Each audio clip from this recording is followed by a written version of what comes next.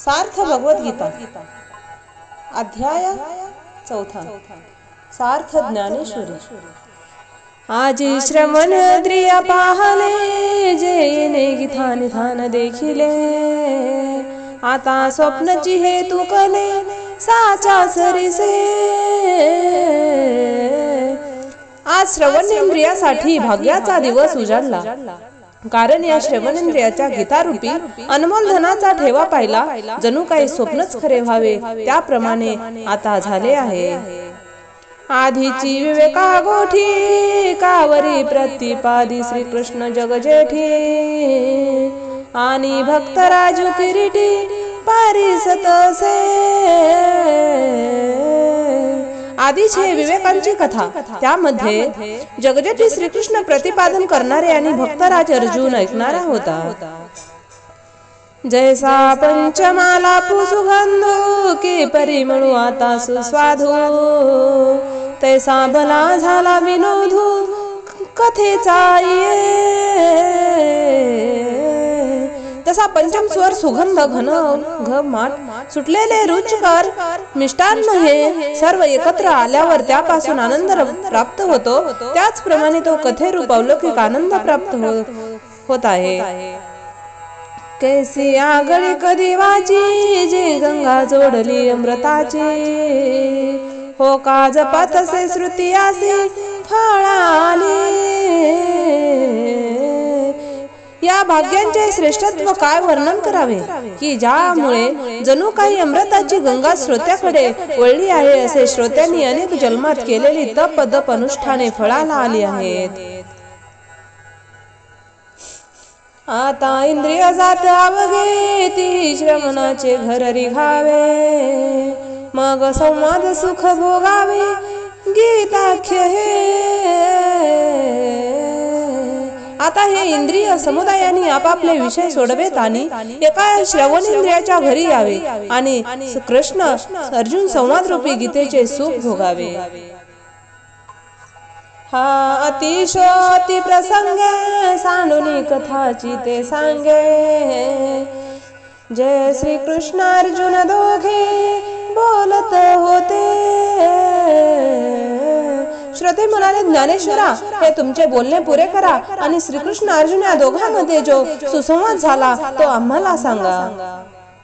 ते वेळी संजय राया ते म्हणे, अर्जुन अनुष्ठिला देवगुणे, जे अति प्रीती श्री नारायणे बोल तू असे। ज्ञानेश्वर श्रोत्यांना सांगतात, त्यावेळी संजय धृतराष्ट्र म्हणाला, खरोखर भाग्याने अर्जुनाचा आश्रय केला आहे, कारण अतिप्रमाणे नारायण श्रीकृष्ण अर्जुनाशी बोलत आहेत। जे न सांगेची पितया वसुदेवासी, जे न सांगेची माता देवकीसी, जे न सांगेची बळभद्रासी, ते गुह्य अर्जुनेसी बोलत असे। जे गुह्य पिताश्री वसुदेवांना सांगितले नाही, माताश्री देवकीलाही सांगितले नाही, बंधुराज बलरामांनाही सांगितले नाही, ते रहस्य श्रीकृष्ण अर्जुनास सांगत आहेत। देवी लक्ष्मी वली जवळी का, परी तेही न देखे या प्रेमाचे सुख, आजी कृष्ण स्नेहाचे बीक या तिची आधी। सदैव जवळ राहणारी लक्ष्मी देवी, तिलाही या प्रेमा सुखांचा लाभ झाला नाही, त्या श्रीकृष्ण प्रेमाचे सुखाळ्या अर्जुनाकरिता आहे। सनकादिकाची आशा वाढीनली होती किरभवसा, परी त्याही निमानी यशा येतीची ना। आपण श्रीकृष्णाची सुसंवाद करावा अशी सनकादिकांची इच्छा खूप दिवसापासून होती, पण त्या इतक्या प्रमाणात तो यशाला प्राप्त झाले नाहीत। या जगदीश्वराचे प्रेम येथे दिसत असे निरूपणा, कैसे पार्थ येणे सर्वोत्तम पुण्य केले। या जगदीश्वरांचे प्रेम अर्जुनाच्या ठिकाणी निरूपण दिसत आहे। अर्जुनाने हे सर्व उत्तम पुण्य कसे प्राप्त केले बरे। हो का जयाची प्रीती अमूर्त हाला व्यक्ती मज एक वाकी याची स्थिती आवडतो असे। अर्जुनाच्या प्रेमामुळे श्रीकृष्ण हा निराकार असूनही साकार झाला। अर्जुनाची या देवाची झालेली एकरूपता मला आवडली आहे। एरवी हा योग्यान आढळे देवे धार्थसी ना कळे जेथे ध्यानाचे निडोळे पावती ना। एरवी हा श्रीकृष्ण परमात्मा योग्यांनाही जाणता येत नाही, वेदांना त्यांचे वर्णन करता आले नाही, ध्यानानेही त्याला जाणता येत नाही। तो हा निज स्वरूपा नादी निष्कंप परी कवने माने सकृपा झाला आहे। तो हा आत्मस्वरूप उत्पत्ती रहित अचल असा आहे, परंतु कोणत्या कारणाने अर्जुनावर कृपावंत झाला आहे ते समजत नाही। हा त्रिलोके पटाची घडी आकाराची पैलथडी कैसा साची आवडी आवरला से। हा त्रिलोक्य रूपी वस्त्राची घडी आहे, हा सर्व प्रकारच्या आकारांच्या पलीकडचा आहे, परंतु अर्जुनाच्या निस्वार्थ प्रेमाने या अनंताला आपल्या आटोक्यात आणले आहे। मग देव म्हणे अगापन्नू सुता हाची योगू आम्ही विसंवता कथिला परी ते वार्ता बहुता दिवसाची। देव म्हणाले अर्जुना हाच योग आम्ही विस्माला सूर्याला सांगितला, परंतु ही गोष्ट पुष्कळ दिवसांची आहे। मग तेने विवस्वते रवी ते योग स्थिती अवघी निरूपिली वरावी मानू प्रती। मग त्या विवस्वान सूर्याने या योगाची संपूर्ण स्थिती उत्तम प्रकारे मनूला सांगितली। म्हणून आपण अनुष्ठिली मग ईश्वक उपदेशिली ऐसी परंपरा विस्तारिली आदेगा। म्हणून स्वतः त्या योगाने आचरण केले आणि मग आपला पुत्र शोकानुयास त्यांचा उपदेश केला, अशी ही परंपरा मुळापासूनच चालत आलेली आहे। मग अनेकही या योगाते राजश्री झाले जाणते परी ते थोनी आता सांप्रते नेनी जे कोणी। ईश्वाकू नंतर आणखी काही राजर्षी या योगाला जाणणारे होऊन गेले, परंतु तेव्हापासून आजपर्यंत जो योगाला कोणीही जाणत नाही। जे प्राणी या मार्गी भरू देवाची वरी आधरू म्हणून पडिला विसारू आत्मबोधाचा। याचे कारण म्हणजे प्राणी मात्रांना भार काम या विषयावर होता आणि तो देहालाच सत्य मानता होते व देहावर प्रेम करणारे होते, म्हणून त्यांना आत्मज्ञानाने विस्मरण झाले। वाटली आस्तबुद्धी विषय सुखाची परमावधी जीव तैसा उपाधी आवडे लोका। बुद्धी आडमार्गाने जाऊ लागल्यामुळे लोकांना विषयाचे अत्यंतिक सुख वाटू लागले आणि देहाचेच विचार प्राण्याने प्रिय झाले आहे। एरवी तरी खवनियाच्या गावी पोटावे आता करावी सांगे जांधयारवी काय आली। ज्या गावात वस्त्रे घालीत नाही त्या गावाची उंची वस्त्रांना काय उपयोग किंवा जन्मापासून अंध करण्याला सूर्याचा काय उपयोग। या भैरेच्या स्थानी कवन गीतेचे मानी की कोलया चांदणी आवडी उपजे। किंवा बहिऱ्या माणसास संगीत सभेत गाण्याचा कोणी मान देईल काय, किंवा कोल्याला चांदण्याची आवड कधी निर्माण होईल काय ते सांग। पै चंद्र यारते जयाचे डोळे फुटती असते ते आवळे केवी चंद्राते ओळखती। चंद्राचा उदय होण्यापूर्वी ज्यांचे डोळे मिटतात ते कावळे चंद्राला कसे बरे ओळखतील ते तू सांग। तैसी वैराग्याची शिवण देखते, ते विवेकांची भाषा नेनते, ते मूर्ख केवी पावते मज विश्वराते। त्याप्रमाणे ते ज्यांनी वैराग्याची सीमा देखील पाहिली नाही, सत्य व असत्य याची भाषा ते समजत नाही, ते अज्ञानी मला ईश्वराला कसे बरे प्राप्त होतील। कैसाने न मोहे वाढिनाला, तेने बहुतेक काळ व्यर्थ गेला, म्हणून योग हा लोपला लोकीये। असा हा ज्ञानाचा मोह कसा वाढला हे काही कळत नाही, त्यामुळे बहुतेक काळ हा योग परंपरेपासून पूर्ण व्यर्थ गेला, म्हणून त्या लोकी या लोक लुप्त झाला। तोची हा जी आता तुझा प्रति कुंती सुता, सांगितला मी तत्वता भ्रांती न करी। हे कुंती सुता, तोच योग्य आम्ही तुला यथार्थपणाने कथन केला आहे, याविषयी मनात कोणत्याही प्रकारची भ्रांती बाळगू नकोस। हे जीवाचे निज गुज पराके विराखो तुझा, ते पडियेसे तुझ मजा म्हणून या। हा योग म्हणजे माझ्या हृदयातील विशेष गुही आहे, परंतु हा योग तुझ्यापासून गुप्त कसा ठेवू शकेल। तू तर माझा अत्यंत आवडता आहेस, म्हणून मी तुला सांगितले आहे। तू प्रेमाचा पुतळा, भक्तीचा जिव्हाळा, मैत्रियेची चितकळा धनुर्धरा।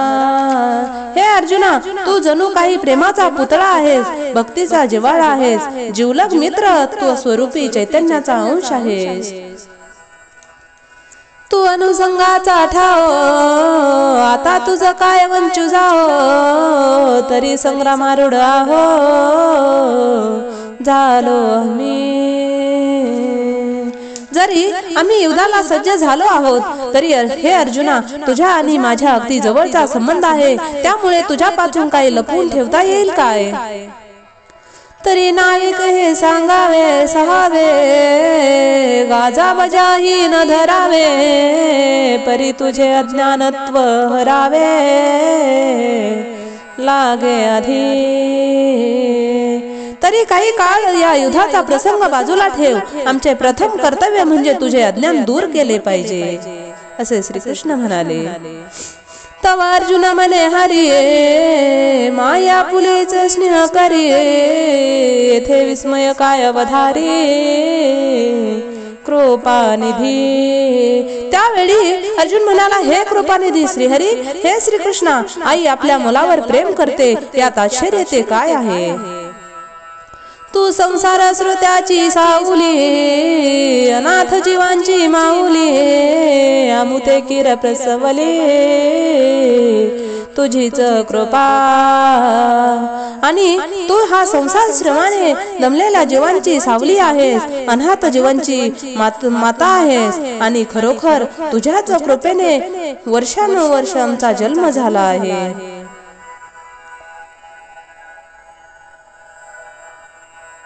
देवा पांगुळ एका देवी जिजे, तैसे जलमुनी चोजारू साहिजे, हे बोलो काय तुझे तुझची पुडा। हे देवा, आईच्या पोटी एखादा पांगळ्या मुलाचा जन्म तरी झाला तर ते जन्मापासून आईला त्रास सोसावा लागतो, हे सर्व तुम्ही जाणता, तर मग या सर्व गोष्टी तुझ्या बरोबर लपून दाखव्यात काय। आता पुसेन जे मी काही, तेथ निके चित्त देई, तेवीची देवे कोपावे ना काही बोलाय का। हे देवा, आता तुला जे मी विचारणार आहे त्याच्याकडे उत्तम प्रकारे लक्ष दे, माझ्या प्रश्नांचा राग मनामध्ये आणू नकोस, ही नम्र विनंती आहे देवा। तरी मागील देवार्थ तुवा सांगितली होती अनंता, तेन नावे कमजा चित्ता मानेची ना।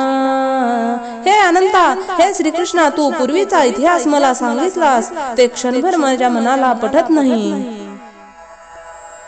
जे तो विवास्व तू म्हणजे काय, ऐसे वडिलांचा ठाऊकी नाही, तरी तू आची कैसी पावी उपदेशिला.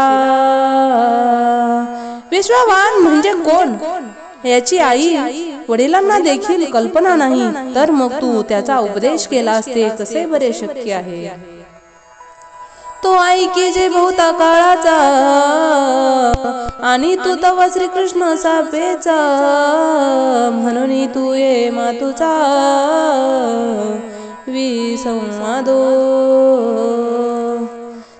तो सूर्य तर फार प्राचीन काळाचा आहे असे आम्ही ऐकतो, आणि हे कृष्ण आपण तर अगदी अलीकडच्या काळात जन्माला आला आहोत, म्हणून तुझ्या बोलण्याचे विसंगती दिसत नाही. देवीची देवा चरित्र तुझे, आपण काहीच निजे, हे लटिके केवी म्हणिजे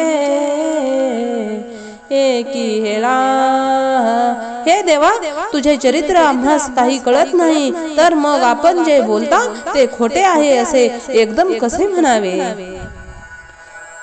परी तेची मातू आवघी, मी परी येसी सांगावी, जे तो आची तयार विकेवी उपदेशू केला. प्राचीन काळी सूर्याला तू उपदेश केलास, ही गोष्ट मला उत्तम प्रकारे समजू शकेल अशा पद्धतीने सांग. तव श्रीकृष्ण म्हणे पंडुसुता, जो विवस्व तुझे होता, ते आम्ही नसोयसी चित्ता, भ्रांती जरी तुझा. त्यावेळी श्रीकृष्ण म्हणाले, हे अर्जुना, त्या काळी तो विवस्वान होता, त्या काळी आम्ही नव्हतो, अशी तर तुझ्या मनामध्ये भ्रांती निर्माण झाली असेल. तरी तू गाहे नसी पैजन्मा तुम्हासी, बहुते गेली परी न स्मरासी आपुली तू. तर तुला हे माहित नाही की माझे आणि तुझे आजपर्यंत पुष्कळ जन्म झाले आहेत, परंतु तुला आपल्या जन्माचे स्मरण नाही. मी जेने जेने अवसरे, जे जे होनी अवतरे, ते समस्तई मज स्मरे धनुर्धरा. हे अर्जुना, मी ज्या ज्या वेळेस जे जे अवतार धारण केले त्या सर्व अवताराचे मला स्मरण आहे. म्हणून हे आवघे मागील मज आठवे, मी अजूनही परिसंभावे प्राग प्रकृती अवघे. मी सच्चिदानंद घन आहे, म्हणून मला मागील सर्व गोष्टीचे स्मरण होते. मी जन्मरहित आहे, तरी पण मायेच्या योगाने मी अवतार धारण करत असतो. माझे व्यक्तित्व तरी नसे, परी होणे जाणे कधीसे, ते प्रतिबिंबे मायावशी माझ्याची ठाई. माझे अज्ञानी अविनाशीत्व तर कधीही नाहीसे होत नाही, परंतु अवतार घेणे आणि संपवणे हा जो प्रकार दिसतो तो माझ्या शुद्ध स्वरूपाच्या ठिकाणी मायेमुळे भासमान होतो. माझी स्वतंत्रता तरी न मोडे, परिकर्माधीन सावडे, तेही भ्रांती बुद्धी तरी घडे एरवी नाही.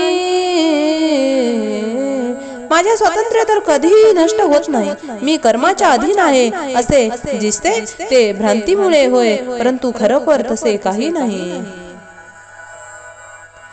की एकची दिसे दुसरे, ते दर्पणाची आधारे, एरवी काय वास्तव विचारे तुझे आहे. एकच वस्तू आरशामुळे दोन ठिकाणी दिसू लागते. एरवी वस्तुस्थितींचा सूक्ष्म विचार केला तर दुसरी वस्तू आहे काय. तैसा अमूर्तीची मी किरीटी, परी प्रकृती हे अधिष्ठी, ते साकारपणे नटनटी कार्य लागे. ज्याप्रमाणे हे अर्जुना, मी निराकारच आहे, परंतु त्यावेळी मी प्रकृतीचा आश्रय घेतो, त्यावेळी धर्म कार्यासाठी मी सगुण रूपाच्या वेशाने नटत असतो. जे धर्म जात अवघे, युगायुगी म्या रक्षावे, ऐसा ओ गुहा स्वभावे आध्यसे. धर्माच्या संपूर्ण रूपाचे प्रत्येक युगात मी रक्षण करावे, असा हा क्रम स्वभावात जगाच्या आरंभापासून चालत आलेला आहे. म्हणून अजक्त्व परते ठेवी, मी अव्यक्तपणे नाठवी. जे वेळी धर्माचे अभिभवी, अधर्म हा. म्हणून ज्या ज्या वेळी अधर्म व धर्माचा ह्रास करू लागतो, त्यावेळी मी माझा जन्मरहितपणा बाजूला ठेवतो आणि माझ्या अव्यक्तपणाची आठवणही न ठेवता मी अवतार धारण करतो. ते वेळी आपुलेची कैवारे, मी सकारू घेऊन अवतरे. मग ज्ञानाचे अंधारे गिळून निघाले. त्यावेळी माझ्या भक्तांच्या कैवारासाठी मी देह धारण करून अवतरतो आणि अज्ञान रूपी अंधकार नाहीसा करतो. अधर्माची अवधी तोडी, दोषाची लिहिली फाडी. सज्जना करवी गोडी, सुखाची उभावी. अधर्माची मर्यादा तोडून टाकतो, दोषाने लिहिलेले लिखाण फाडून टाकतो आणि सज्जनाकडून सुखाची ध्वजा उभारवितो. दैत्यांची कुळे नाशी, साधूचा मानुगी वसी. धर्मासी नीतीशी शेष घरी. दैत्याच्या कुळाचा नाश करतो, साधूंना गेलेला मान पुन्हा मिळवून देतो आणि धर्म या नीतीची सांगड घालतो. मी हवी काकाची काजळी, फेडून विवेक दीप उजळी. ते योगी पाहे दिवाळी निरंतरा. मी अविवेकाची काजळी नाहीसी करतो आणि विवेक दीप प्रज्वलित करतो. त्यावेळी योगी लोकांना अखंड आनंदाच्या दिवाळीचा अनुभव येतो. स्तुखे विश्व कोंदे, धर्मची जगी नांदे. भक्ता निगती दोंदे, सात्विकाची. मग आत्मसुखाने जे सर्व विश्व भरून जाते, फक्त धर्मच जगात नांदत असतो. भक्तांच्या हृदयात सात्विकतेचे भरते येते. ते पापाचा चळू फिटे, पुण्याची पाठ फुटे. जय मूर्ती माझी प्रगटे, पंडू कुमारा. हे अर्जुना, ज्यावेळी मी अवतार रूपाने प्रगट होतो, त्यावेळी पापाचा पर्वत नाहीसा होतो आणि पुण्याची पहाट उदय पाहू लागते. ऐसे या काजळी लागे, अवतरे मी युगायुगी. परिहेची ओळखी तो जगी, तो विवेक किया. अशा या कार्यासाठी मी युगायुगाच्या ठाई अवतार धारण करत असतो. माझे हे कार्य जो जाणतो, तो या जगात खरा विवेकी होय. माझे अजत्वे जन्मने, अक्रियताची कर्मे करणे. हे अविकार तो जाणे, तो परमयुक्ता. मी उत्पत्ती रहित असून माझे जन्म घेणे आणि निष्क्रिय असूनही कर्म करणे, ते अविष्कार स्वरूप तो जाणतो, तो परमविमुक्त होय. तो चालिला संगे न चाले, देहीच देही ना कळे. मग पंचत्वितव मिळे माझ्याची रूपी. तो इंद्रियांचे कर्म करीत असाल तरी कोणत्याही प्रकारच्या आसक्तीने बांधला जात नाही. देह रूपाने असला तरी देह भावाने बद्ध होत नाही. त्यांचा देह त्यावेळी पंचत्वाने विलीन होतो. त्यावेळी तो माझ्या स्वरूप एक रूप होतो. रवी परापर न सोचिती, जे कामना शून्य होती. वाटा कोणे वेळी न वाचाती, क्रोधाची. एरवी जे आपल्याबद्दल किंवा दुसऱ्याबद्दल शोक करीत नाहीत, त्यांचे मन वासनारहित झाल्या असते, ते कधीही क्रोधा मार्गाने जात नाहीत. जे सदा मियाची आथिले माझी सेवा जियाले का आत्मबोध दोषाले वितराग जे माझ्या भावनेने सदैव संपन्न असतात माझ्या सेवनासाठी त्यांचे जगणे असते आत्मज्ञानाने तो संतुष्ट असतात आणि त्यांची विषय आसक्ती नष्ट झालेली असते तो तपो तेजची राशी की एकायतन ज्ञानासी जय पवित्रता तीर्थासी तीर्थरूपा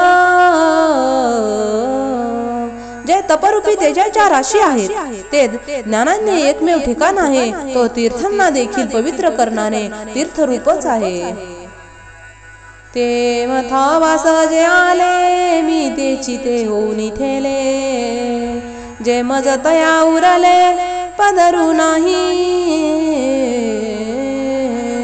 ते माझ्या स्वरूपात सहजच येऊन मिळतात ते जे मीच होऊन राहतात त्यांच्यात आणि माझ्यामध्ये कोणत्याही प्रकारचा भेदाचा पडदा राहत नाही सांगे पितळेची गंध काळिका जय पिटली होय निशेख ते सुवर्ण काही आणि का जोडू काही असे सांग की हिनकस सोन्यामधील असलेला पितळेचा गंज आणि काळेपणा दोन दोष पूर्णपणे नाहीसे झाले तर ते शुद्ध असे सोने काही वेगळे मिळवावे लागते काय तैसे यमनियमी कडासले तो तपोज्ञाने चोखाळले मी तेची ते जाहाले येथ संशय कायसा त्याप्रमाणे तो यम नियमाच्या शास्त्र शुद्ध पद्धतीने आचरण करतात तो तपाने आणि ज्ञानाने शुद्ध झाले आहे ते मी एक रूप झालो आहेत यामध्ये संशय तो कसला एरवी तरी पाही जो जैसे माझ्या ठाई भजती तया मी तैसाची भजे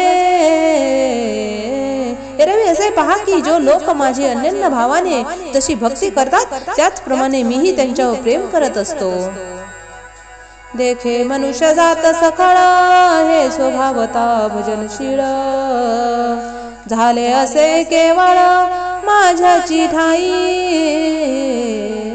हे पहा की मनुष्य मात्रांनी स्वभावात माझे भजन करणाऱ्याकडे वृत्ती आहे परी ज्ञाने विनाशिले जे बुद्धिभेदासी आले तेनेची त्या कल्पिले अनेकत्व